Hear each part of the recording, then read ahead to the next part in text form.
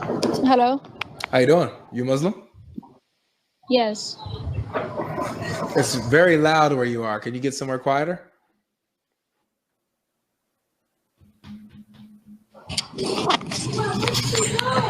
It's very loud where you are. Are you able to get somewhere where it is quieter so we can hear you? Because we can't hear you with a loud background like that. What about now? It's better. Go ahead. Do you have a question? What? Why do you dislike Paul? Yeah. Is that the question? That's the question. I cannot. But for me, the history of Paul, he didn't had a good connection with Jesus, and he disliked him. So after Jesus' death, he decided to claim and become a believer. So I think that's the whole reason. Did Muhammad have a connection with Jesus? Muhammad didn't live the time that Jesus was alive, and he never denied Jesus' message. Yeah, he did. He denies that Jesus is the Son. He denies that Jesus was crucified. And Jesus came saying that he is the Son of God who came to give his life for us. Yeah, yes, brother, but Jesus, he never said those words. Those came from Paul. And No, it comes from Jesus. Sister. It comes straight from Jesus, not Paul. Paul didn't say this. Jesus said it. Okay, go on your scripture and find where Jesus said, I am God, or I am son of a God. Okay. Because you guys are highlighted on a red light when Jesus speaks, like I looked it on the Bible. And I never found a verse where it says that. Okay, watch this. It's the letter from Paul. I got you. This is what Jesus says. You ready? So it says here, Jesus answered them, do you say of him whom the Father consecrated and sent into the world, you are blaspheming? Because I said, I am the Son of God? If I am not doing the works of my Father, then do not believe me. But if I do them, even though you do not believe me, believe the works, that you may understand that the Father is in me and I am in the Father. So I have a question on that. Other messenger that came before, they used to claim that God was their father, like Isaiah and all the other prophets that, in the Old Testament as well. So does that mean every messenger was a son of a God? If that's the case, then I will accept that Jesus was it. Well, yeah, you have the Moses and the previous prophets all say that God is their heavenly Father. All of them teach this. But so Jesus, that means that they were also. But this is the difference. This is the difference.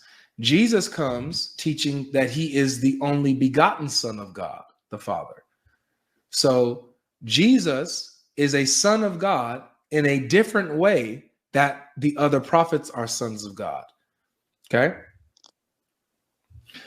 So why Jesus is so special that he is direct son of a God and not other prophets who also claim that God was their father? Because Jesus shares the same divine essence as the Father. That's a beautiful question. That's what makes him different. He himself shares the same essence as the Father. Okay, I get it. If he was the Father, if he was the Son and he was a God and had powers, why did he had the need to go pray to God? Prayer is just communication and glorifying the divine, sister. So couldn't he if Jesus, hold on, listen to the answer. Listen to the answer in full. Are you listening to the answer? Yeah. Okay. Go ahead. So first I got to tell you what prayer is. Prayer is so that you can understand what was going on with Jesus and the Father. Prayer is communication and glorifying the divine, glorifying God. So if Jesus and the Father, if they both are God together, along with the Holy Spirit, from eternity's past, They coexist with each other. They're co-eternal, co-equal. They coexist together. So they're always from eternity's past communicating and glorifying one another. We see that always, even in the scripture. That's not going to change when Jesus comes down to earth, takes on human flesh. He's going to continue to communicate with the Father and glorify the Father. And vice versa. The Father communicates with the Son and glorifies the Son. So they pray to each other.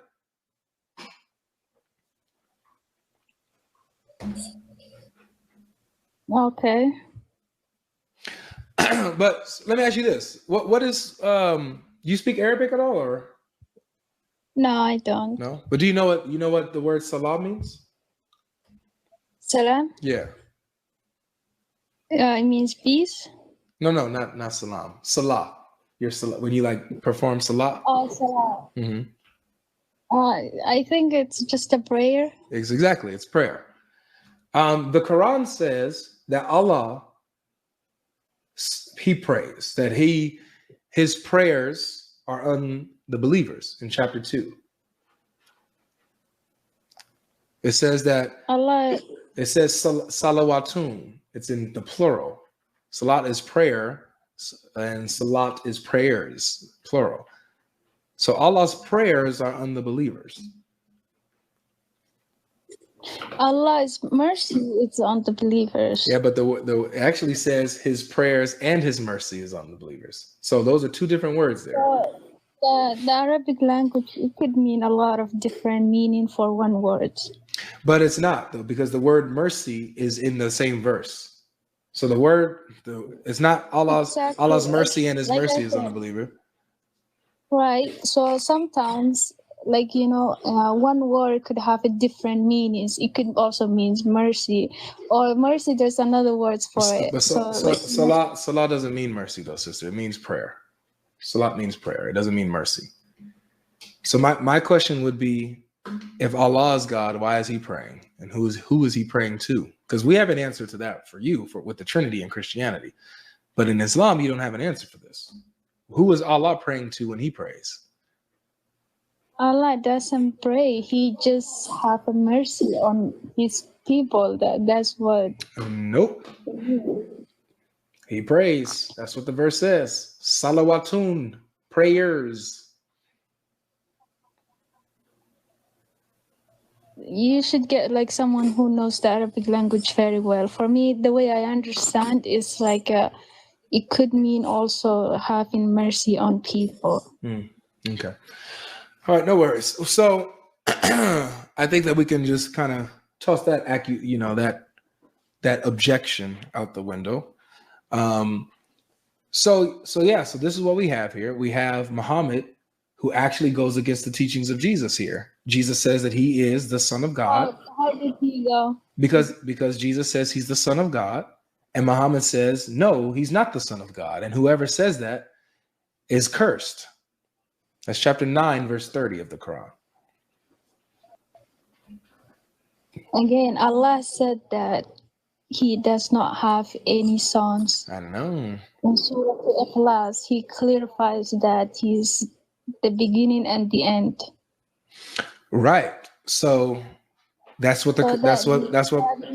that contradicts the teachings of Jesus, right? Again, the teaching of Jesus came from the former enemy of Jesus, which we cannot take that as a credible. What do you mean? This is not Paul's writing. This isn't Paul saying this.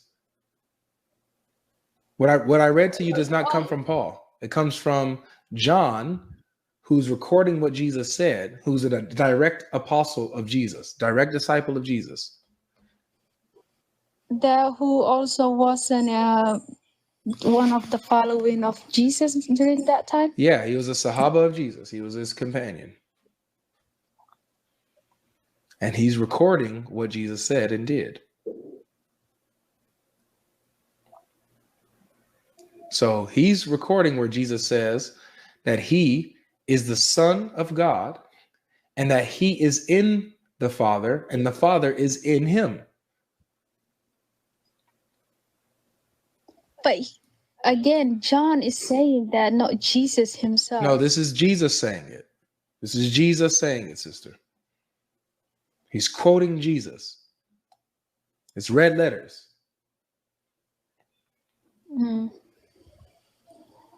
For me, all I know is that Muhammad, peace be upon him, said that we need to follow whatever we don't know. We need to look for other, books for it, and if the other books are not accurate, whatever Muhammad told us, that's what we believe in it.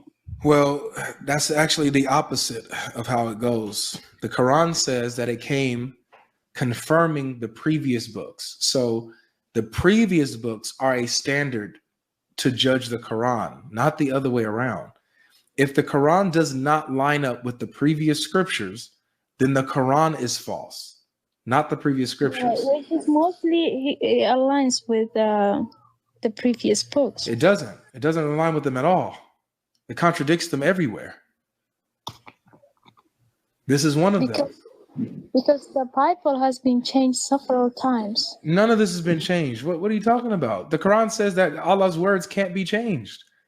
No, the Quran, but your book has been changed so many times. So, okay.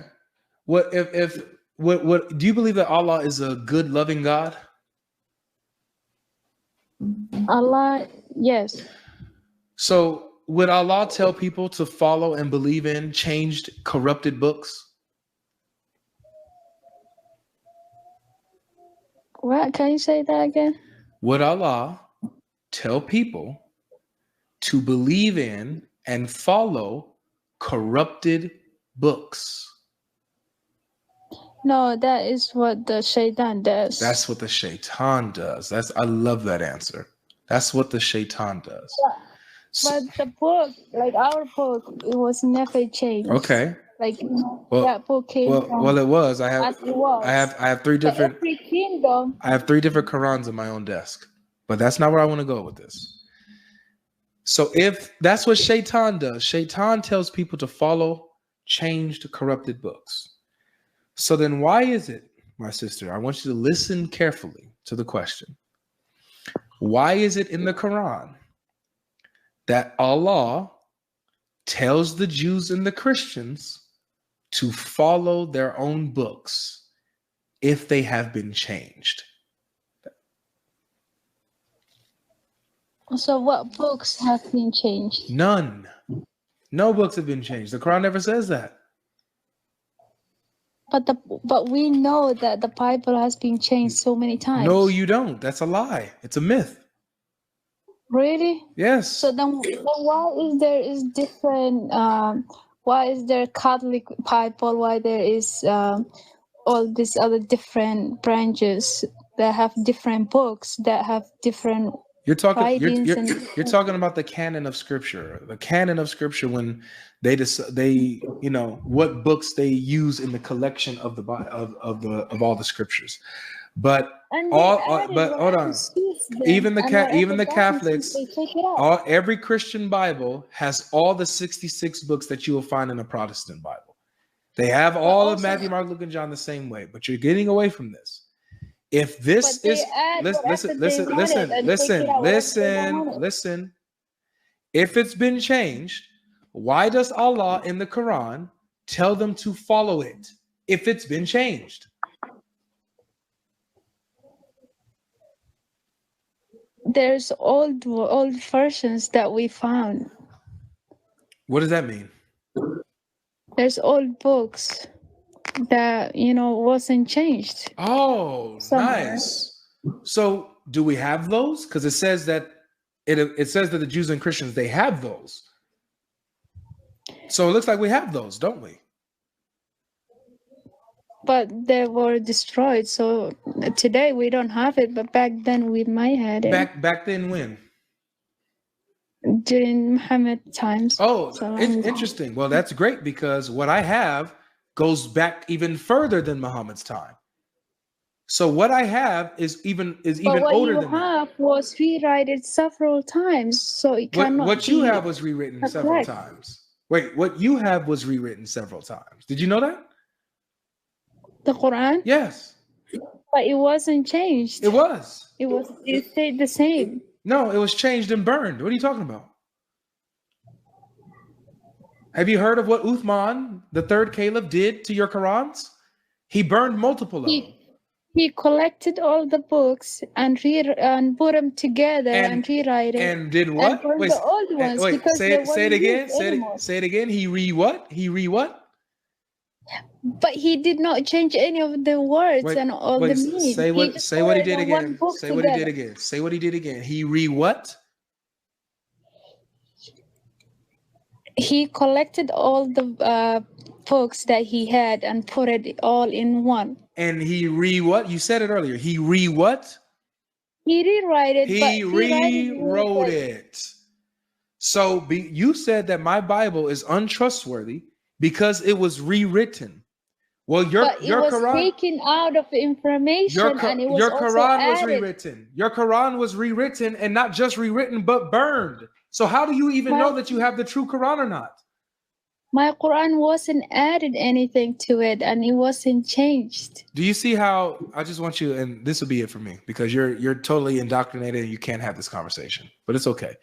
I just want you to see how much of a double standard that you have as a Muslim. You're accusing the Christians in the Bible of having problems that you yourself as a Muslim have with the Quran. And notice, none of our Bibles were burned. Your Qurans were burned. But if we had that in our history, you would be like, see, you guys, they burned your books. It's been corrupted. You would be so on it. But in your Islam, let me finish, please. In your Islam, you have no problem with one person rewriting your Quran, collecting the others, and burning them. You have no problem with that because you're blind and indoctrinated. So I hope that you do some research. May God guide you, sis. But that's all I could do, man. I can't continue this conversation with you. You don't know. There's just misunderstanding there. Yeah, probably. Take care of yourself, okay? Have a good day.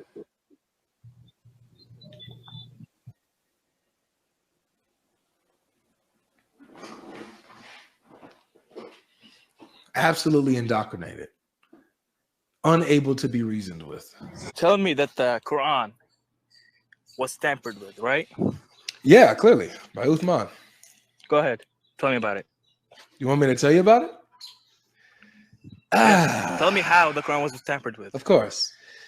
Long ago, after the Battle of Yamama, there was fear and trembling in the Ummah. There were those who remembered the Quran verbatim, sent into battle with the thought that Allah subhanahu wa ta'ala would protect those who memorized the Quran. They would be undefeated. Oh boy, were they wrong. Thus, okay, go on. I'm going. Thus, during the Battle of Yamama, these Hafiz, legend says it, were defeated rapidly. Not all of them. Definitely. Not all of them, but most. A lot. They were defeated. Probably not most. And thus, the memorization of the Quran was in trouble. Skipping a few days forward,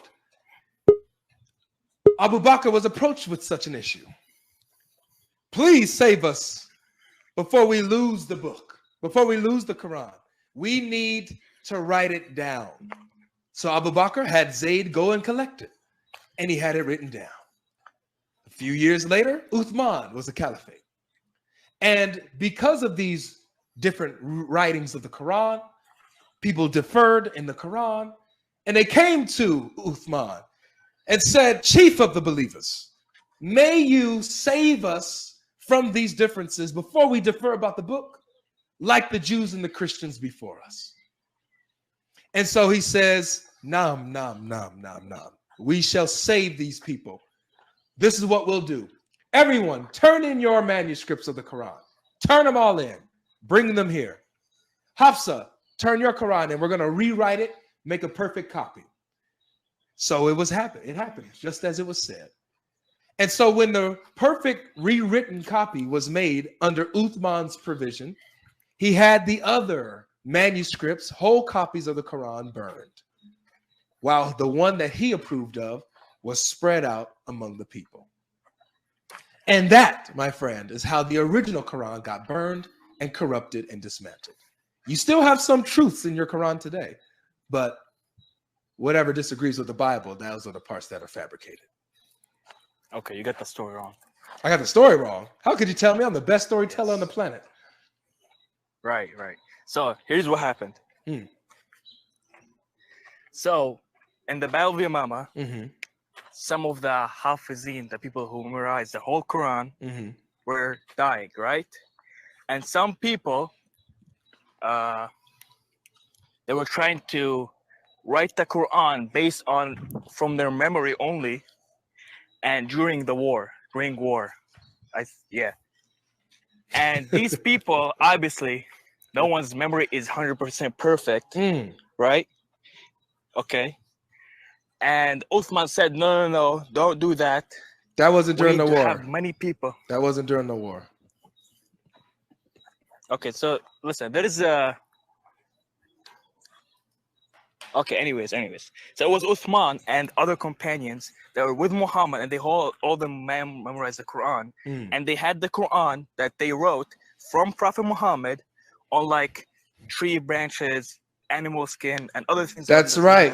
And what did Uthman do to all those copies of the Quran? I'll tell you. Tell me.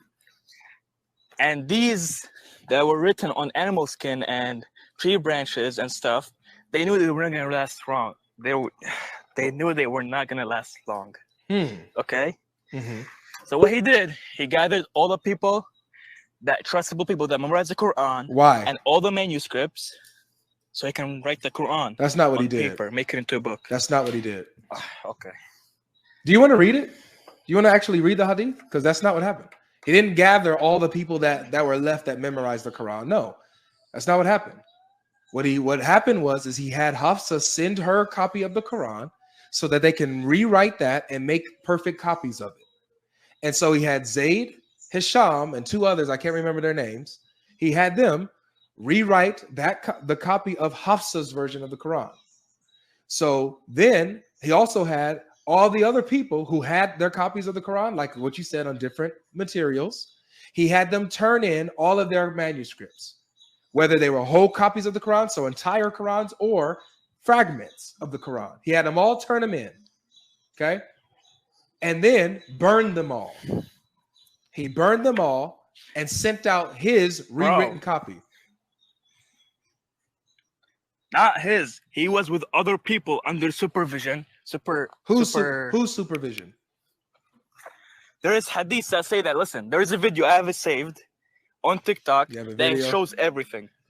You have a video on TikTok that shows you everything.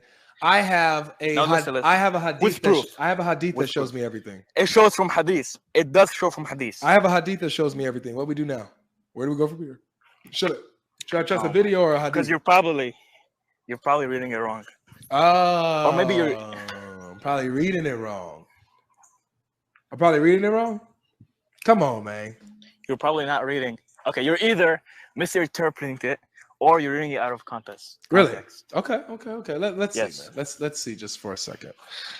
Be burned. Let's see if I'm the one that's misinterpreting the hadith. So I'm going to put it up. I'm going to read it. I'm going to read the relevant part. Hold on. Why does it take so long for the right hadith to pop up when I put the specific words? Okay, how about this? Whole copies. There we go. Should pop right up. There we are. All right. You ready? Okay, go ahead. All right. So, Sahih Bukhari 4987. Sahih Bukhari 4987. Hudayfa was afraid of, now I kind of skipped a little bit of the first part because it's like irrelevant, okay? Hudayfa was afraid of their differences in the recitation of the Quran. So he said to Uthman, O chief of the believers, save this nation before they differ about the book as the Jews and the Christians did before. So what's the reason why Uthman is about to make these different copies? What's the reason according to the hadith? I'll read it again. Hudayfa came to Uthman and said, "O chief of the believers, save this nation before they differ about the book as the Jews and the Christians did before." So Hudayfa was afraid of their differences in the recitation of the Quran. Right? Go on. Am I misinterpreting anything so far? No, go. All right. All right, cool. So Uthman sent a message to Hafsa saying, "Send us the manuscripts of the Quran so that we may compile the Quranic materials in perfect copies and return the manuscripts to you." Hafsa sent it to Uthman. Uthman then ordered Zayd bin Thabit, Abdullah bin Azubair,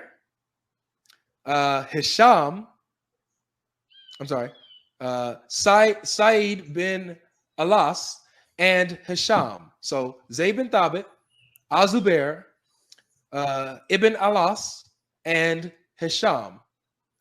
He ordered all of them to rewrite the manuscripts in perfect copies. So they rewrote the Quran in perfect copies, or Hafsa's copy of the Quran, right? Okay. Yes. Uthman then said to the three Qurayshi men, "In case you disagree with Zayd bin Thabit on any point in the Quran, then write in the dialect of Quraysh. The Quran was revealed in their tongue." They did so, and when they had written many copies, Uthman returned the original manuscripts to Hafsa. Uthman then sent to every Muslim prophet one copy of what they had copied. So who's the leader? Who's the one who's overseeing all of this? It's Uthman, right? And other people. No, they're not the ones who are overseeing it. Uthman's overseeing it, and they're just following Uthman's orders. It's not just Uthman. It's not. All right, so who else is overseeing? There were other with people. Uthman? Who? Man, if I could pull it up, I can't pull it up. If I have it right now. Everybody. No, because I don't have another computer with me. I have it right now. Uthman is the caliph who ordered 4 people to rewrite the Quran. Hafsa's copy. They're not overseeing nothing. They're following orders. But they also memorized the Quran. No, they didn't. How do you know that? Because they had to go collect the Quran. If they had to memorize it, why do they need... Okay, think about it, bro. Use your brain. If they memorize the Quran, why do they need Hafsa's copy of the manuscript and to rewrite that one in perfect copies to copy that one? Because no one's memories is perfect. So they didn't need to use their memories. They need to use their memories and the perfect copy of Hafsa to make sure it wasn't a every single letter. Yes, it was. To make sure, but they memorize it. Come on, man. Yes. They memorize it. They all agree on one thing using the copy of Hafsa to make sure nothing goes wrong. And they know it's 100%. So their memory wasn't reliable, right? Listen, one person might slightly forget something. If you got but everybody's memories combined, if you got 5 and the perfect copy. Brain. You got 5 people: Uthman, Hisham, Alas, Zayd bin Thabit, and what's the other guy? Azubair. You got 5 people who you are saying memorize the whole Quran. So if all 5 people memorize the Quran, why do they need Hafsa's copy of the Quran in order to rewrite the Quran in perfect copies? To be 100% sure. So then their memory is not reliable then, right? Yes. No, listen. Beautiful. Their memory is not reliable. Let me tell you something. One person might make a mistake, and the other person might, and all the other 4 people be like, "No, you actually made a mistake here. See this copy of Hafsa's Quran, it says otherwise. Actually, you made a mistake." And it's like, "Oh, yes, I made this mistake." To make sure all of them, make sure it's 100% reliable Quran. Good. And wouldn't you, if you were, if you were in their place. Sorry, bro. So 5 of the people who you're saying memorize the Quran, their memory is not reliable enough for them to rewrite the Quran. They need Hafsa's copy. Right? Okay. Okay. Put yourself Boom. in their shoes. Well, if you were, I don't want to. if you and 5 people that memorized the whole Bible. Let's move forward now. Let's move forward. So they needed Hafsa's copy to rewrite the Quran. Their memory wasn't good enough, and so then it says that Uthman sent out these copies of the Quran that they made and ordered that all the other Quranic materials, whether written in fragmentary manuscripts or whole copies, be burned. Why burn them? Because they were wrong. The wrong copies. The wrong copies by the people that were only relying on their one memory, and they're writing it during war. As if they got it wrong, obviously he wants to burn them so people don't take it and think this is a real Quran. Oh, so they had other Qurans out there, whole Qurans, fragments of the Qurans that were wrong, according to Uthman. Because not only according to Uthman, all the other people that memorize it and have the copy. Yeah, who else said that these copies were wrong? All the people. Nobody. Okay, bro. Listen. There's this guy in the comments. His name is Salam. He wants me to switch out with him. I want to switch out with him. Good. That's a good idea, bro. Salam. That's a good idea. Yeah, because I'm gonna be honest. I'm not that knowledgeable. You're not knowledgeable, yet you're trying to argue with me. What sense does that make? I mean, listen, I'm gonna be honest. I'm gonna be 100% honest. I was only here to say, hey, why can't we live in peace? And I'm gonna be honest, I let things drag out to this. Your Quran doesn't want us to live in peace. Your Quran says to fight me because I disbelieve. Your Quran calls me the worst of creatures, bro. Yeah. Switch out with Salam. All right, take that home with you. I want you to go ahead and ponder on that. Yeah. All right. Let's get to. All right, what do you want to touch on? Again, so I found some inconsistencies on what you were telling the brother about what happened with what Uthman did and how he standardized the Quran. Mm-hmm. So again, he just didn't do it himself. He did it with the companions of the Prophet. Companions of the Prophet? That knew the Quran. They memorized it. They memorized it? Yep. Zayd bin Thabit memorized the Quran? Not all of them, but most of the companions knew the Quran by heart. Okay, so how do you know that Al-Zubair, Alas, Hisham, how do you know that they memorized the Quran? Because Uthman chose them. That doesn't mean that they memorized the Quran. Why would he choose them if they did? For example, you know who Ibn Masud is? Yes. So Ibn Masud, one of the 4 people that Muhammad pointed to say, if you want to learn the Quran, or to learn the Quran, learn from these 4. And the first person he pointed to was Ibn Masud. Why didn't he pick Ibn Masud? Why didn't he pick Ubay ibn Ka'b, who's also one of those men? I'm not too sure. If he wanted to pick people who were the best at the Quran, he picked 4.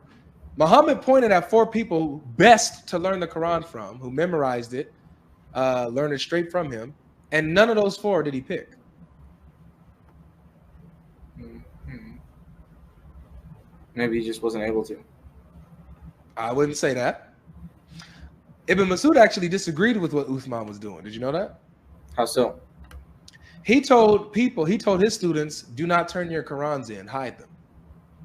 And he also, in this, he threw a shot at Zayd bin Thabit, who he says, I know more of the Quran than Zayd. What authority does he have? I know the Quran better than all of them. And the hadith says, and no one refuted him or spoke up against him because they knew he was right. Mm-hmm.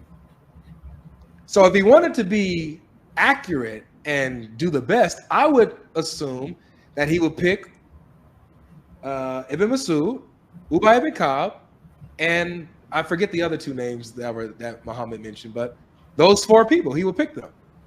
Why does one of those people disagree with what Uthman is doing if what he's doing is right and everybody's in unison on this? Well, people have different opinions. So what matters was that the Quran was perfectly preserved. According to who? Well, can you prove that it wasn't? What if you claim that the Quran was perfectly preserved? You like, so for example, Ibn Masud had something in his Quran that you don't have in your Quran today. What do you have? So in chapter 19, verse 3, Ibn Masud's Quran read differently than how yours reads. How did it read? So if you go to chapter 92, verse 3, it says this in your Quran today, in your Hafs version. It says, and by the one who created male and female. Yep. And by him who created male and female. Now, in Ibn Masud's, let me pull up the hadith really quick. Let me see.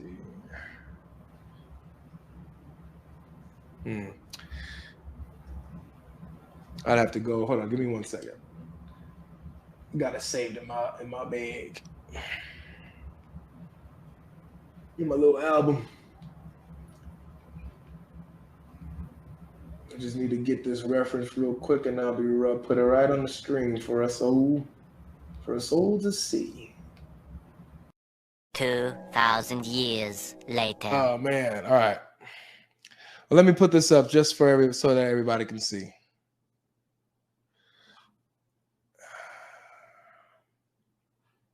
Here it is, right here. Narrated Ibrahim. The companions of Abdullah bin Masud came to Abu Darda. He looked for them and found them. Then he asked them, who among you can recite the Quran as Abdullah recites it? Abdullah bin Masud. They replied, all of us. He asked, who among you knows it by heart? They pointed at Al-Qamah. Then he asked Al-Qamah, how did you hear Abdullah bin Masud reciting Surah Al-Layl, the night? Al-Qamah recited, by the male and the female. And Abu Darda said, I testify that I heard the Prophet reciting it likewise. But these people want me to recite it, and by him who created male and female. But by Allah, I will not follow them. So did you guys hear him? How it's in their Quran. It's recited as saying, hold on, let me do this real quick. Let me put them both. I'm gonna put them both on the screen so we can see it. Just so we can see it. We can see them both side by side. All right. Boom, y'all see it?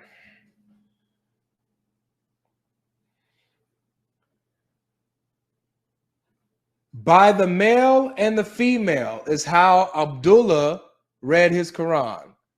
By the male and the female.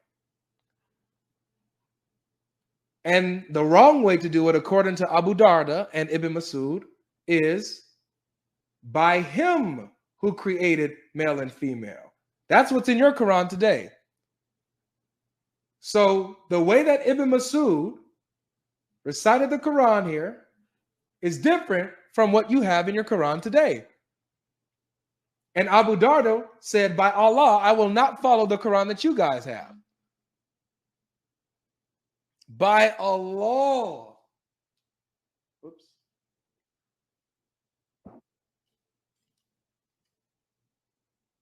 Oh, shoot.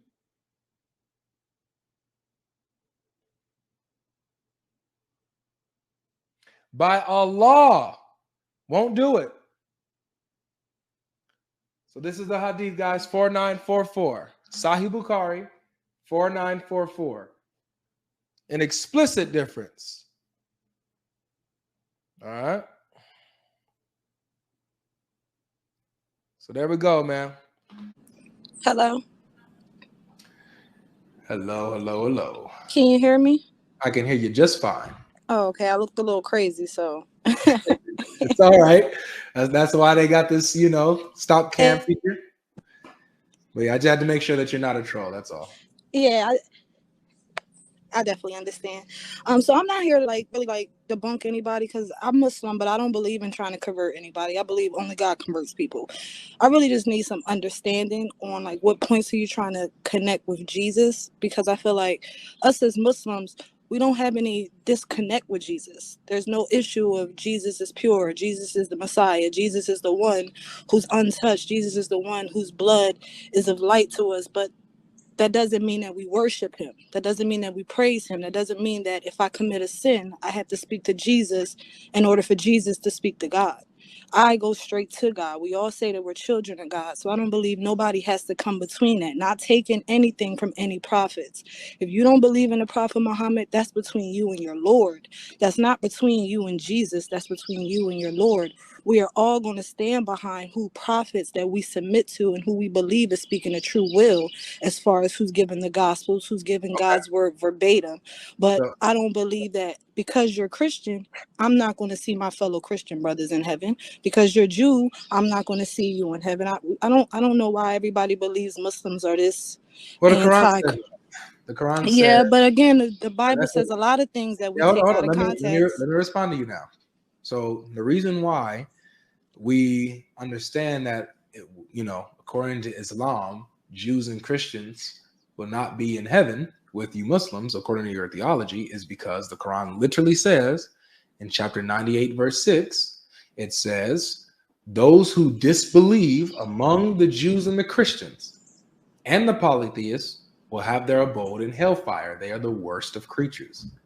So the Quran is clear when it comes to my condition or my destination as a Christian who rejects Islam. If I Okay, reject so as a Islam, Muslim who accepts Islam and reads that for themselves, not through the eyes of other people, not through their friends' eyes, through the people that they see and they follow, who accepts and listens to this verse for themselves, me as a Muslim, I believe that means if you truly in your heart are a disbeliever, not in your mind. Again, Allah tells us that he's put people in instances where they whispered, I am a true believer, just because they didn't want to be cast in stone. So I'm not going to say that because you whisper that you're not a true believer, you're not a true believer, because only God knows your intent. So if you are not a true believer, I do not believe that you will be in heaven with the true believers. That does not mean that I don't believe in Jesus. That doesn't mean that I don't believe in Moses. That yeah. doesn't mean I believe in Abraham. No, to you it does. And But no, again, let me we show wait, you wait, where wait one second. because We you pay asked for where I our was own coming from. sins, though. Yeah, you asked where we was coming from. Where I'm coming from, that shows your disconnect. When you say that Jesus is the Messiah, for example, what does that mean? Jesus is the one that walked this earth, the most purest form of human beings. But that's not There's what no Messiah. pure form. So again, That's true, but that's not what that means. That's not what Messiah means. so what do you interpret that means? Okay. The actual definition, so I can That's, gain some more clarity. no worries. The actual word means anointed one. He's the Okay, anointed so the one that walks, one second, the one that walks this earth of no Good question. sin You're trying to will get not clarity. be. Me off. No, I just want to ask you this. So the person that walks amongst this earth of no sin, the most purest form, is not the anointed one? He's the anointed one, but it does the Messiah. The word Messiah doesn't mean one who is absolutely pure and walks this earth, who's the purest and cleanest of us all. That's not what that means. The word Messiah means anointed one, and he's anointed for a specific purpose to do something. He's supposed to do something. Do you know what the Messiah was supposed to do? To spread the word of God, the true word of God. Nope. So what we'll see. Well, that's it. What our intentions is as Muslims. So as a Christian, what is the true? We're not talking about your intention as a Muslim. I'm talking about the purpose of the Messiah. What was the Messiah supposed to do? What was his mission? Do you know? To gather the true believers. As a Muslim, I would believe to gather the true believers that were in disbelief, people that weren't believing. Nope. The Quran doesn't even say that. Here's the point. The Quran is silent about why Jesus is identified as the Messiah. It's silent. It doesn't tell you why. It just assumes that he's the Messiah because, yes, it's true he is, but it doesn't break down why. It doesn't show how he accomplished that or how he fulfilled that mission as the Messiah. It doesn't tell you. This is the disconnect. where you need to. So now when you have this disconnect about Jesus as the Messiah, you then now have false beliefs about Jesus. This is where you assume that you have false beliefs, because I don't have false beliefs about Jesus. I know there was a purpose for him. There was a time where he was needed. He came from the pure Virgin Mary, who was never touched, and she beholded a child. So there was signs that God was sending for Jesus, because he knew that we were living in wicked times. We needed this pureness. Okay. We didn't need somebody to walk and talk like us and act like us and sin like us. But what does his pureness do for me? Because it says that he was in the Quran. It says this, chapter 19. He spreads the message. But not just that, though. Because what message, though?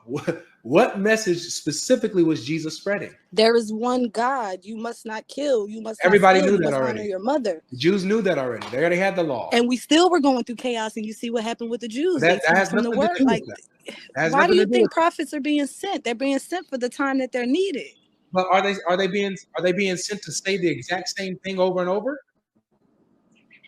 If it correlates with one God, you should repeat the same thing over. If we believe that only one God sent that message, then we all should correlate. So were the Jews worshiping multiple gods when Jesus showed up? No, but the Jews were living in an astonishing way. You know the stories of the Jews, and this is even in Christianity. But look, here's the point, though. The point is that the Jews were already monotheistic. They already worshipped one God. So if they already worshipped one God, they didn't need anyone to tell them there's only one God. They already knew that. What was the message that Jesus came for them then?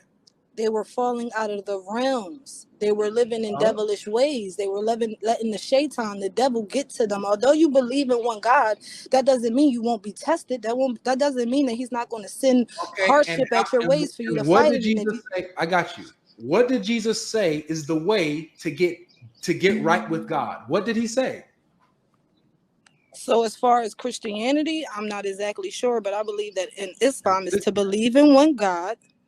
And if you do sin, I'm continuing. And if you sin, repent for your sins every time that you go out and live this life. If you make a bad deed, where does the Quran tell you that Jesus taught to repent of your sins? Where does the Quran say that? He had no sin.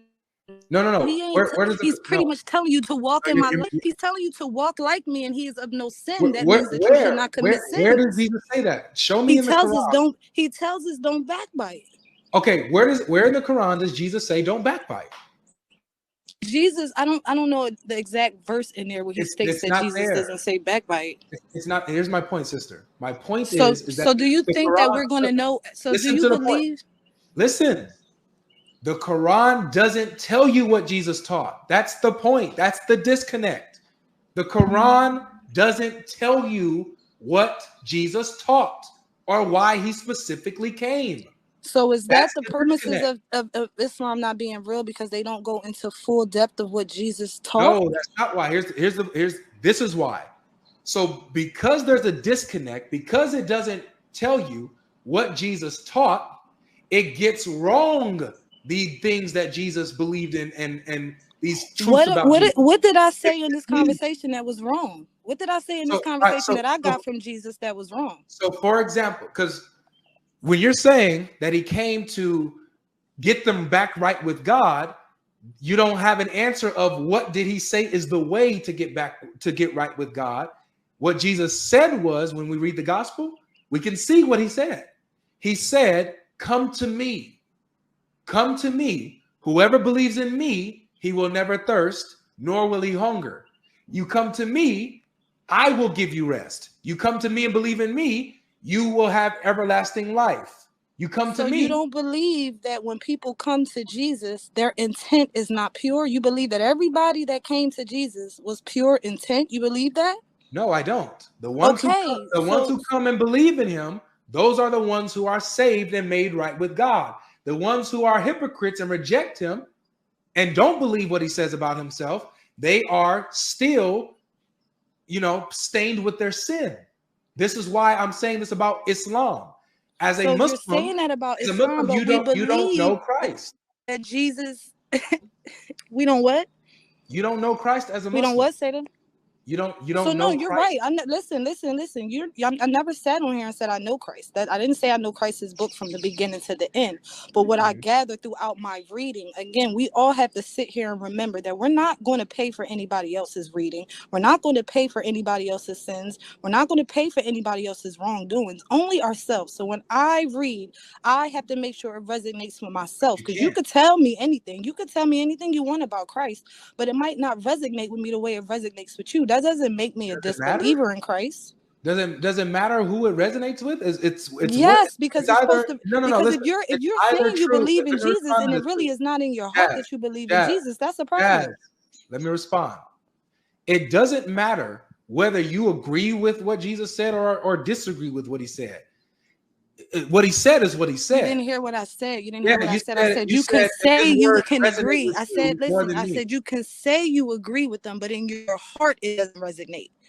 So we're remembering that God believes in your intentions of your heart, not what you say. You can say anything. If his words don't resonate with you, then you telling people that there's you're a Christian, the disconnect. But that doesn't mean you're really Christian. That doesn't mean pay attention. There's the disconnect. If you're saying that his words don't resonate with you, no, I never said that. Listen. You got to listen to what I'm saying. There are people who wear a mask on their face and they tell people that they are believers. They believe in Christ, and in their heart, they truly do not. Who are you to tell them that they are a true believer? Who am I to tell them that they're a true believer? We do not know that. Yes, we do. God you know them by their fruits. The Bible, Jesus says this. This is how you know the ones who follow me. You know them by their fruits. The ones who bear the fruit of Christ, bear the fruit of the Holy Spirit, and those are the ones who are in Christ. And the in ones 2024, what is that fruit? I'm talking here. I just want to know what's that fruit in 2024. Why are you cutting me off, bro? Come on, Jazz. I'm your sis, not your bro. I just let you talk. Okay. So you gotta, if I'm gonna give you respect, you gotta have the same respect back. All right? Yes. So when you have Jesus saying, "Those who bear my fruits, those are the ones who are in me," we see this now. We can tell who's a believer or not.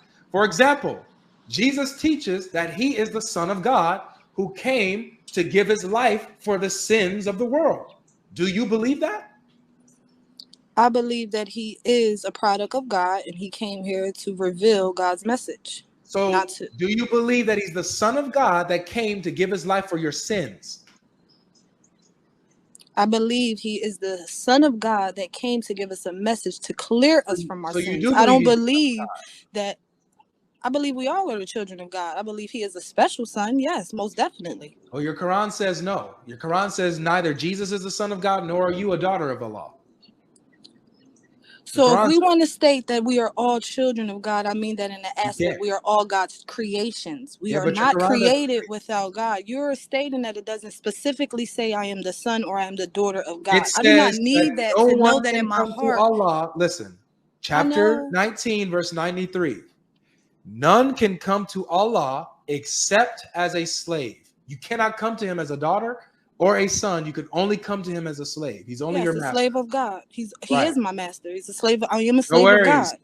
So your Quran contradicts what you said, because you said you believe Jesus is a special son of God, which I agree with. Okay, so a special creation. So a special creation. I don't need the Quran to specifically say I am a son of God to believe that I am a creation of God, because without God I am not created. Correct? He's the son of God. Do you still affirm that or no? Yes, I believe we are all children of God. So then he's a human being. He bleeds like me. He pees like me. He eats like me. He gets tired like me. So you reject the Quran? No, I don't. You want me to reject the Quran? I don't reject the Quran because it doesn't specifically say that. What type of ideology? Let me just show you how you reject the Quran. Let me just show you. No, you can't show me anything. I'm gonna show you. You can't show me anything. Yeah, I can. I'm gonna show you right now. I'm gonna show you. You're gonna show me what you interpret. That's what you're gonna do. You can say that I'm gonna show you what I interpret and how I feel it says. I'm gonna let you read. No, you read it. It's your show. This your platform. Here you go. Because I don't want you saying that I misinterpreted or anything like that. Go ahead. Can you read this? And what is this? You asking me what is this? Chapter 9, verse 30. So I can't pull my Quran up because I'm on my phone and I just learned how to do this live stuff. So I have the Quran up for you. Yeah, but there's multiple translations, so let's not get What that. translation do you want? Read it and interpret it how you want me to understand. I know I'm not this. Go interpreting ahead. anything. I want you to read it. No, I I don't want wanna you read to it 'cause I'm accuse looking me at it. You of read it of if you saying, "Oh, you're Sir, interpreting it your own way." sir, Can me you read listening it so to that no, there's you no read confusion? it. You read it for me, sir. I'm not here to read anything. I'm here to explain and express my feelings after that you state. So No, you go ahead and read it. feelings. We're here about truth, not feelings. Okay, truth. I'm here to state my piece. How about that? I'm so here to state my here, piece. it says the Christians say the Messiah is the Son of Allah. That is their statement from their mouths. They imitate those saying of those who disbelieve. May Allah destroy them. How deluded are they? So Allah, the Quran says that you are deluded and a disbeliever for saying Jesus is the Son of God. Okay, so can we take in effect that when this was revealed, people were rejecting Islam because it came from the Prophet?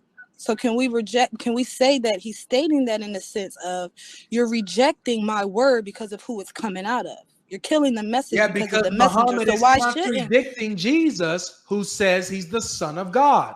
Muhammad just said he in the says the Quran that he's Christian, not it the Son says of the God. Christians say So do you agree with the Quran verse? so here? these Christians could be disbelievers. Do we not know that? We But don't know if they're disbelievers. Why are they disbelievers? According to the verse, what makes them a disbeliever? The way they're stating that he's the Son of God, direct lineage. So you just said that Jesus is the Son of God. So you're a disbeliever according to the Quran. So don't you Christians believe that Jesus is God? Don't you? No, wait. Don't try to change the subject. No, I'm not trying to change the subject. I'm trying to gain clarity. You can't. You can't even let me gain clarity. Boot me. Do what you do best. Yeah, take care of yourself. Can't even follow a conversation. It doesn't matter if they're male or female on this in this religion. All of them are half-brained. All of them are half-brained. Every single one of them. Doesn't matter if it's a man or a female in this religion. I choose me. I'm not about to keep yelling over you or over your emotions. You come to preach and just talk about how you feel. I'm not here for that. Let's get to the truth. And if you can't handle the truth, you don't belong here. If you can't dialogue intellectually, you do not belong here. This ain't no feelings. Simple as that. According to the Quran, you're a disbeliever since you said Jesus is the Son of God. You're deluded and Allah is going to destroy you, according to this verse. How you doing, man? You a Muslim? Yeah, I'm a Muslim. I'm good. How are you? I'm good. Thanks for coming again. Of course. Yeah. Do you remember me? I don't. Forgive me. Oh, no, you're good. It's just that you said thanks for coming again. Yeah. I joined your live when you said when your question was what is the Injil? I joined it a lot. Oh, yes. Okay, I slightly remember that. Mm-hmm. Okay. So I have a quick question. It's not my question. It's a question that I found some time ago, but I thought it was good, and I guess I would want to hear your answer to it. Okay. Okay, I'll try my best. So it's kind of lengthy, so just keep just stay with me, okay? Okay. All right. So in the Old Testament, God says that he is not a man, Hosea 11:9. And in the Old Testament, God also says that he's not the son of man, and that's in Numbers 23:19. Not a son of man that he lies. Not the son of man, yes, but still says not the son of, he says not son of man that he lies, and he also says not the son of man after. He says there's three different. He says, I'm not a man that he should lie, nor is he the son of man that he should change his mind. So he's not like man who lies. He's not like human beings who are fickle and go back on their word. Okay. And then he also says in Psalms 147 that God has full knowledge. Okay. So Christians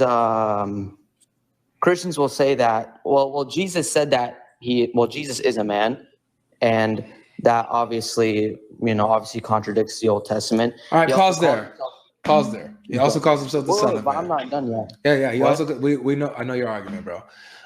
So Jesus is man. He also calls himself the son of man. God says in the Old Testament he's not man nor the son of man, so therefore Jesus can't be God. We know the argument. Well, also in Malachi 3:6, God says that he does not change. Nice. And even all of those talks about his character and him going back on his word. Every single one of those. So now going back to this. God is not a man that he lies, nor is he a son of man that he changes his mind. Okay. Does it say, wait, first let me ask you this. It says that God is not a man that he should lie, nor is he the son of man that he changes his mind. When is this? When is this? This is a book of Numbers. So whose book is this? I don't know. Moses. Okay. It's Moses. Do Christians believe that God was a man, that he took on human form during the time of Moses? No. No, we don't. This happened later. So yeah. Right. So does this verse say that God cannot become a man? It does not say that, but that's what you believe. You believe that God can become a man? I believe that God took on flesh and dwelt amongst us, while still remaining to be God, still having his divine nature, but just also added on a human nature and walked amongst us in the flesh. So he doesn't cease to be God. He didn't stop being God. He was still God. The Bible says that the fullness of the divine nature dwelled within Christ bodily. Fully man, fully God. So it's not a contradiction when we say that God took on flesh and became man, when this verse says during the time of Moses that God is not a man or a son of man, right? Right. I see how in the Christian perspective, in the Christian lens, you could say it's not a contradiction, obviously, because you believe God is fully man and fully human, but I guess I'm confused as to how you don't see that as a major contradiction. Hi, Saad. 1 second. Hi. How do you not? So how do you not see that as like a major contradiction? Like, how is it? Like I'm pretty part of the square circle. It's either a contradiction or it's not. It says that God, during Moses' time, is not a man that he lies, nor is he a son of man that he changes his mind, that he goes back on his word. Right here, later on, we believe that God takes on flesh, becomes man, walks amongst us. So we don't believe that God was man during Moses' time, right? Mm-hmm. So it's not a contradiction. It doesn't say that. Does it say that God cannot become man? It doesn't say that. I'm not confused about like what the Bible says. I'm just curious as to like take away the Bible and even just the name of religion itself. Well, I'm talking about the theology itself, about God limiting himself. I think that you're a Muslim. This is my perspective. Yes, I'm a Muslim. Allah limits himself all the time. What do you mean Allah limits himself? I'm saying, for example, go ahead. Allah comes to earth, to the lowest heaven, every third of every night. He enters creation. Are you talking about hadiths? Yeah, the hadith says that Allah descends to the lowest heaven at the third of every night. Personally, I don't really, I don't hold hadiths as strongly as I hold the Quran. Doesn't matter. That's my personal. No one does. Well, it doesn't matter. I'm just telling you my personal, like, I don't believe that.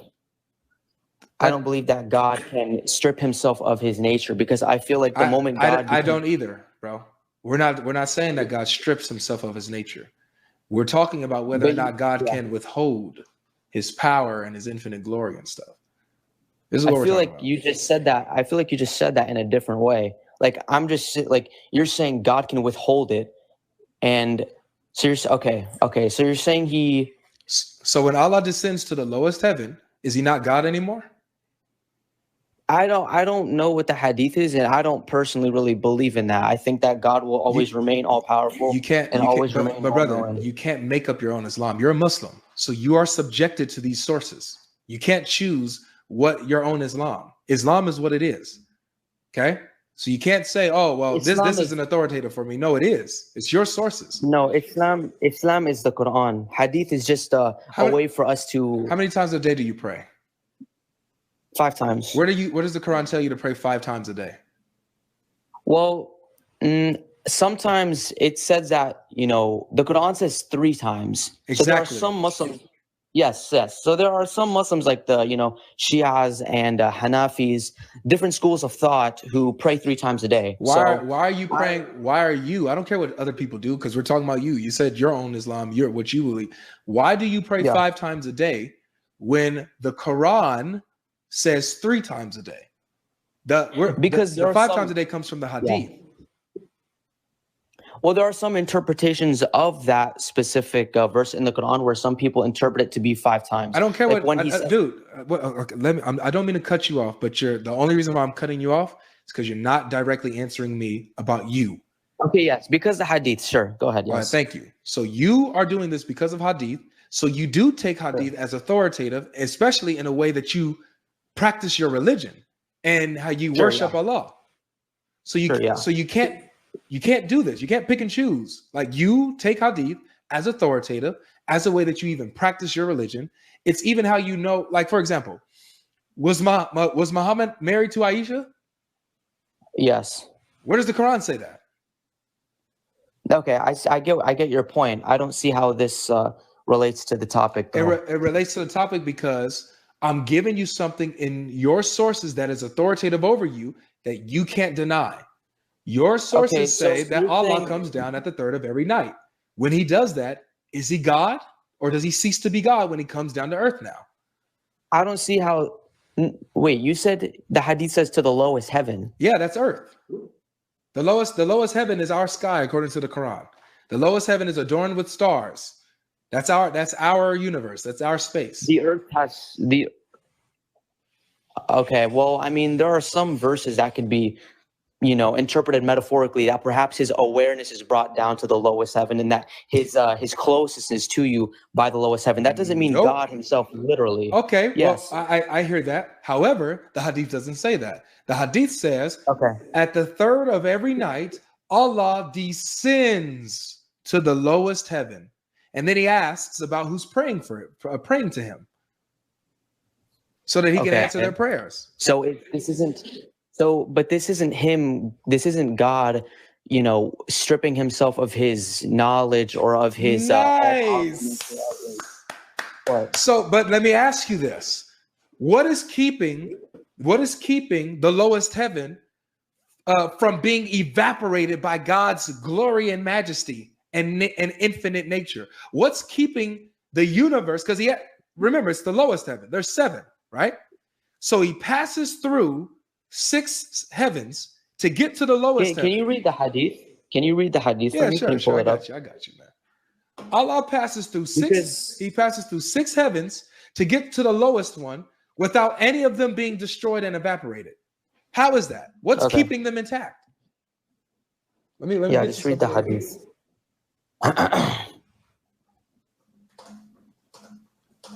Descends to the lowest heaven. All right, Sahih Muslim 758E. Allah waits till 1/3 of the first part of the night is over. He descends to the lowest heaven. So he waits for the time to go. He waits for the sun to go down, and he waits for this time. Wait, I gotta paint the picture here. He waits for the sun to go down. He waits for a specific time in the night for him to show up. This ain't figurative. He waits till 1/3 of the first part of the night is over. He descends to the lowest heaven and says, is there any supplicator of forgiveness? Is there any penitent? Is there any petitioner for mercy and favor? Is there any solicitor? Till it is daybreak. So he's there until the sun comes up. Is that it? That's it? Yeah, that's it. That's the Hadith. Okay. I'm sure there are many Islamic scholars that are not interpreting it the way you do right Interpreting now. It or reading it? Interpreting it, dude. Interpreting it. Did I interpret the Hadith, or did I just read it to you? I get what you're saying, but that's not how we look at God, though, because you're taking that and you're ignoring everything that the Quran says about God, or how the Quran describes your God. Quran affirms all of this. Your Quran No, affirms it all of does this. not. Your Hadith says this. And this is what I'm going to say to you, my brother. With all due respect, and you know I respect you from the last time we spoke. I respect you. Okay. I say this in love. Okay. I could not care any less about how you or any other Muslim I get that. views Allah. Yeah. The only I thing get I that. care about, this one, I want you to hear me. The only thing I care about is what your sources actually say. Because what I know is that what Muslims say does not align a lot with what the Quran and the Hadith say. Okay. All right. So Allah here, based on the Hadith, every third of the night descends to the lowest heaven. Okay. What is stopping the lowest heaven from being destroyed when he descends to it? I get your perspective. Perhaps he's, I get what you're saying. He's limiting himself, isn't he? It doesn't say how he limits himself. It doesn't say he's limiting himself. You are making the assumption that he's limiting himself because of what the Hadith says. And also, I want to say that there are many Muslims. It's not just me that holds this faith, and it's not even a lot of, we hold the Quran over everything. You know what I mean? The Hadith and all that stuff. We look at that as a way to, how to live our lives and stuff like that. But we're not going to look at one Hadith and say that this is 100% the truth or something. I have no problem praying 5 times a day and making that a part of my practice because that's just me glorifying God, whatever. But if somebody asks me about Islam, the first thing I tell them is not going to be, oh, God descends to the lowest heaven on every third the night. The first thing the first thing that you guys are going to tell somebody about Islam is we believe in one God, one only, not 3, not 2, not a trinity. He has no sons, no daughters. He is only one by himself. It does not befit him to beget a son. He is not begotten. We don't believe in none of that. We don't believe in polytheism. We believe in one God, and we believe in all the prophets that told one message that to worship one God and one God only. That's what you guys are saying. We know the script. Again, what's wrong with that? I'll tell you what's wrong with it. Is that you're lying. You're lying about what's wrong with saying that God is one. You're lying about what your Islam teaches. Are you saying that Islam teaches that there's more than one God? My brother. Yes, I can show you that too. Okay. I can show you that Muhammad is God because he sits on the throne with Allah. So okay, yeah, it gets tough over there in that area. Okay, dude. But here you might be the only person who thinks this way. Hey, hold on, Sil. Is King Sil here? Man, you gonna make me unleash my dogs, man. Don't do it, bro. Don't do it. I'm trying to stay focused. To stay focused. Do not make me unleash my dogs, man. Sil, are you talking to me? Yeah, I'm talking to you, bro. Don't make me unleash them. All right. Okay, dude. I'm trying to stay focused. What confuses me is that you seem like you have all this knowledge. Wait. I have a question. You seem like you have all this. You seem like you have all this knowledge that, in your eyes, could completely debunk Islam or the Quran and all this stuff. Why are you here, like on TikTok Live, trying to debate people who probably don't have knowledge on this? Why don't you try to face someone like Adnan Rashid or Muhammad Hijab or actual respectful scholars who know everything about this? Why are you only here? Like, it seems like your arguments, that they won't actually pass in an actual scholarly debate with someone. And that's why you're here, dude. You act like you can actually destroy Islam when really you wouldn't last 5 seconds with someone like Adnan Rashid. like, I don't know, dude. You seem like you just fool around on here. I mean, I'm just being honest, not to completely.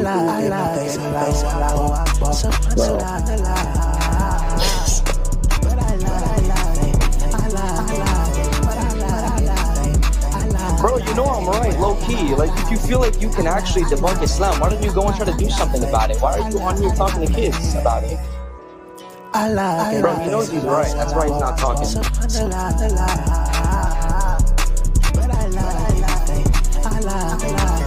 So really, I'm right. That's why you're not talking, bro.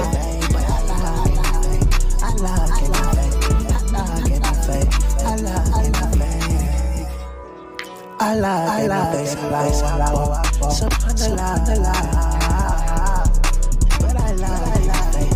Wait, okay, I have another question. Can I ask you this question? My boy, my guy. This is what happens when Muslims are stuck, when they don't have an answer. Please, Brother, you're the one that doesn't have an answer. That's I when let you you started talk. dancing. Didn't I let you talk? I let you Okay, talk. you just started. Okay, Didn't I let you talk? All right.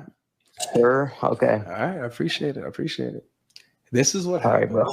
This is what happens when Muslims get stuck, when they can't answer anything pertaining to their religion, when they say things that their religion doesn't teach and they get called out on it. This right here is what happens. This type of brain freeze moment. It's a brain freeze moment. The Muslim brain freeze, we can call it. The Muslim brain freeze. When now you wait, hold on, man. When now you guys go, it's beyond panic mode. It is now malfunction mode. Now you guys are malfunctioning to the point where wait a second. I'm about to tell you. What the fuck? Well, relax, no cussing, man. Sorry. Goodness gracious. Look, bro, we're having fun here. We're having fun. We're having a good time. All right, I'm having fun. I am. I appreciate it. All right, good. So the malfunction is when you get away from actually addressing the argument to now you go into, why are you even doing this, logic? Why are you even here arguing with people who don't know much about the religion? Why don't you go face someone like Adnan Rashid? Why don't you go face someone like Sheikh Uthman? Why don't you go face like someone like Muhammad Hijab? Why don't you go face some? Why don't you go to your? Malfunctioning. It's a genuine question. Whoa, bro! It's a genuine question. Whoa, relax, Habibi, relax. Logos. So now you're here saying that I'm here just fooling around. I'm just joking. I'm not serious. I'm scared of these people. Look, bro, I have crushed Sheikh Uthman 3 times. Sheikh Uthman is not a scholar. Okay. I'm sorry. Hey, sorry, Sheikh Uthman. You're not a scholar. You should drop the title Sheikh. My bad, man. I like him, but he's not like a scholar. I went on Muslim Lantern's panel, and he kicked me, banned me from his YouTube. And also when I've tried to post our conversation on my YouTube channel, he copyrighted me and everyone else who posted it, and he deleted it from his YouTube channel. Well, he was afraid of getting that video. I saw the video of you getting kicked from Muslim Lantern. It's because you weren't being. Hold on, dude. You don't want to. I saw that video. Do you want to remain up here, or do you want to get kicked? Okay, when I expose you, want to kick me? I'm just saying. You got kicked out. Just be quiet. Just keep your mouth shut while I'm talking, bro. I let you talk, didn't I? Are you getting pressed? Didn't I let you talk? Are you getting pressed? Didn't I let you talk? All right, you're getting pressed. Okay. So Muslim Lantern, that coward, kicked me away. Didn't want to deal with the question. Didn't want to deal with the topic. Was afraid of dealing with the topic. Was afraid of the amount of subscribers that I had and was growing. And so he banned and had me banned from YouTube from the copyright strike. He's a coward. Sheikh Uthman, Muslim Mentor. Please be quiet, please, because I'm listing this off. I'm going off, man. Go ahead. I went on Ali Dawa's channel. I spoke with Ali Dawa live with his sheikh and Adnan Rashid's son, all at the same time. Those 3 versus me. I spoke to all 3 of them versus me. Not to mention the people who were in the back who was helping them, giving them sources on things that we were talking about. So really, I was debating about probably 5 or 6 people in that live, 5 or 6 Muslims versus little old me with a nice little smile on my face. So that's all of them. I went to Speaker's Corner. I debated Mansour, one of their top Dawa guys. And then he didn't know who I was. After that, once he found out who I was, then he didn't want to talk to me anymore. Muhammad Hijab wasn't there. Adnan Rashid wasn't there. I went 2 weeks in a row. These guys wasn't there. I was there. Okay. I went to. Do you think you could win in a debate against them? I went to the next Dawa stations in Stratford, destroyed. Went to their tent. Go on my YouTube channel. They was afraid. I had to basically bait them into a discussion with me and destroyed their top Dawa guy there. Crushed him. Who else? So Bro. I have who else? Ijaz Ahmed. I went on Issa Dawa's channel 2 years ago, debated Ijaz Ahmed and embarrassed him on the Shahada because he didn't know Arabic, nor did he know what and he couldn't talk about Jesus being the word of Allah. He got embarrassed there. I could go down. I got a list, bro. I got bodies upon bodies upon bodies. I'm running from. I'm running. Bro. I'm Okay, this has running nothing from to the do with cops. what we're talking about. I'm running. I know you brought this here. You are the one that brought this here. And now I'm hiding from the cops. I'm going undercover because there's a BP. You know they out for me, man. They're looking to arrest me for the amount of bodies that I got on the list. They looking to arrest me. They looking to arrest. Oh, thank you, DJ. Hamza's den. Hamza's den as well. Hamza came on my channel, got absolutely embarrassed and destroyed. He brought his father, John Fontaine. Both of them came together, destroyed both of them. 2 of them against me. Destroyed both of them. Embarrassed, humiliated both of them to the point where they told me that I need to go to an Arabic speaker to ask them such questions and to bring up certain arguments because they don't speak the Arabic language and they can't answer me. They told me they not scholars. They came to me and told me, hey man, you need to go to the scholars and the ones who speak Arabic who could probably answer your arguments and explain this to you. What? So Hamza's den. His father, John Fontaine, the twin, gone, dead, deceased. What you want, man? What you want me to do, man? What you want me to do? If I could pull up on Zakir Naik, I'd pull up on Zakir Naik. But I, you know, he too far, man. I don't even know where Cuz is. But however, this is tough, man. You made me do this, man. You made me do this, man. Hey, Sil. What up, man? Hey, man. God bless. Hey, man. This Muslim think that there's only one God in Islam, man. Show him how Muhammad's God, bro. Show him how Muhammad shares the same throne as Allah, is glorified with Allah on that throne. Show him that, man, because he thinks that he's monotheistic. I don't think so, bro. Logically speaking, their tawheed is nothing but illogical, and and we could definitely disprove that. But let's get to the throne of Allah, where Muhammad is associated partners with Allah. Now, let me ask him a simple question before I even go there. Can you please unmute yourself? Is one of Allah's attributes is al-ulu, which is considered to be above everyone? Is he even there? He's there. Oh, let me send him an invite to unmute his mic. You there? Hello? Yeah, Hello? you there, bro? Did you get my question? I think, well, he muted me, so I couldn't talk. But what's your question? Yeah, sure. Let me go ahead and repeat myself. Do you believe that one of Allah's 99 attributes is being al-ulu, which is above everyone, correct? Yeah, I don't know all of his names, but if that's what it says, then sure. Well, that's what I wanted to, get it from you. Yeah. Sure, yeah. I don't know all 99 of his names, but sure, yeah. Okay, but he's above everyone, right? Correct? Sure, yeah. Beautiful. Give me the big screen real quick. Yeah. Since he's above everyone, you're going to have to argue in regarding the qawl of Mujahid, and you're Sunni, right? I don't really agree with the whole Sunni Shia thing. So but what are you? What's your sect? What's your madhab?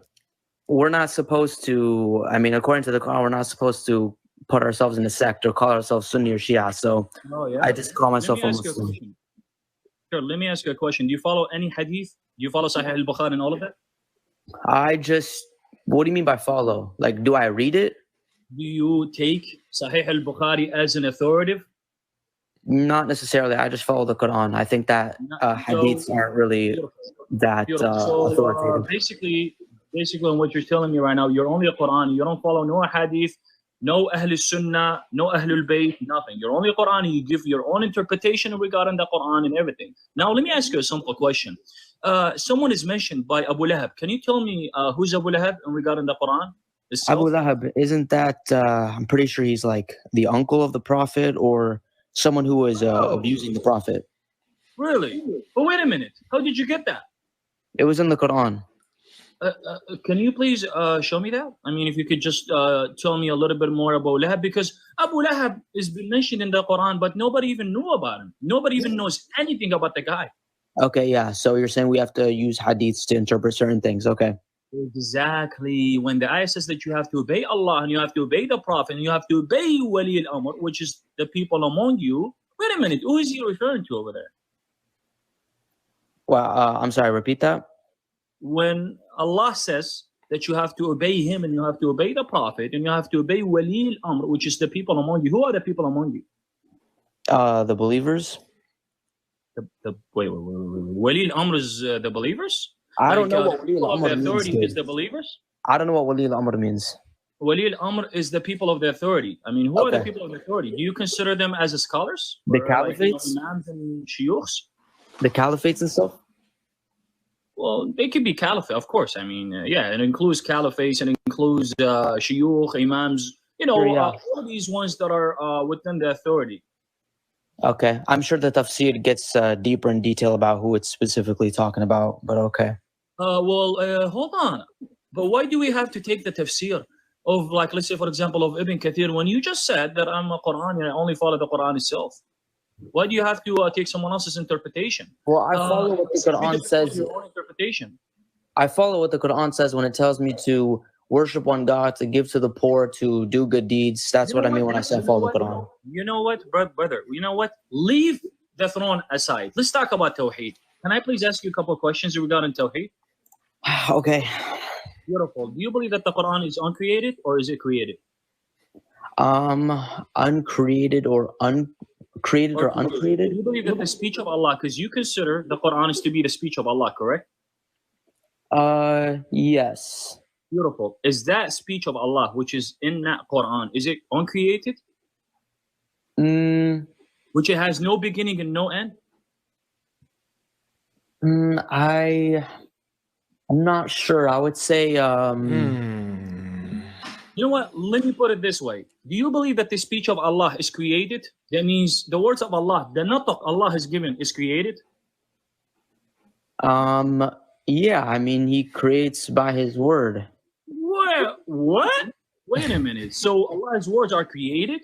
So you're saying that Allah created his words, the nataq that he's given, that is created? How do you? Of Allah is created? I wanted to keep you from this, bro. Is this an argument? Is this an argument to show that what I believe in is not Tawheed and that I worship more than one God? How is this showing that I worship more than one God? No, the reason why I actually brought this because you guys love to do the Muslim shuffle by throwing every scholar under the bus. Did you leave Islam? Did you leave Islam? That's nothing to do with this. It's irrelevant to the topic. I know. I'm just curious. Because you sound like you speak Arabic. He does speak Arabic. I do speak Arabic. So you were a Muslim? So it's nothing got to do with it. So let's get back to the topic, brother. The reason why I brought Tawheed, because you, as a Qur'ani, Sunni, all of you guys believe in Tawheed. All of you guys take the attributes of Allah, which are in the Quran, and you guys think that you believe one God. Now, you know what? Leave the Quran aside. Let me ask you another question. Do you know how to speak Arabic, right? Some, yeah. Beautiful. Can you please, do you know where it says in the Quran, Qul huwallahu ahad, right? Yeah. Beautiful. Can you please put ahad into a sentence and prove to me that you worship one God? Fi jumla mufida? Wait, what do you mean by that? Qul huwallahu ahad, like what do you mean? It says say God is one. It doesn't say one, it says one. Can you please put ahad into a sentence and show me how you worship one God? This is wait, okay. Can you tell me who is it that we worship that is other than God? You're like beating around this huge bush right now. You're not actually saying anything. You're just saying a whole lot of nonsense right now. I could tell you many things, but can you please put ahad into a sentence and show me how you worship one God? Not one of many. Silv, are you able to come on camera? Is this your argument right now? Yeah, I can, but things on my work can't. Oh, never mind. I was just checking to see. Sorry about it. But yeah, so again, I mean, okay, leave ahad into aside. You know what? Leave ahad into aside. Do you You're believe not that the words of actually Allah? answering what I'm asking. You're not actually saying anything. You're saying a whole lot of nonsense. I'm asking you, who is it that Muslims worship that isn't God? You're not answering that. It's not Stop that. beating around the bush and just answer the question, because you're talking a whole lot of BS right now. Just calm down.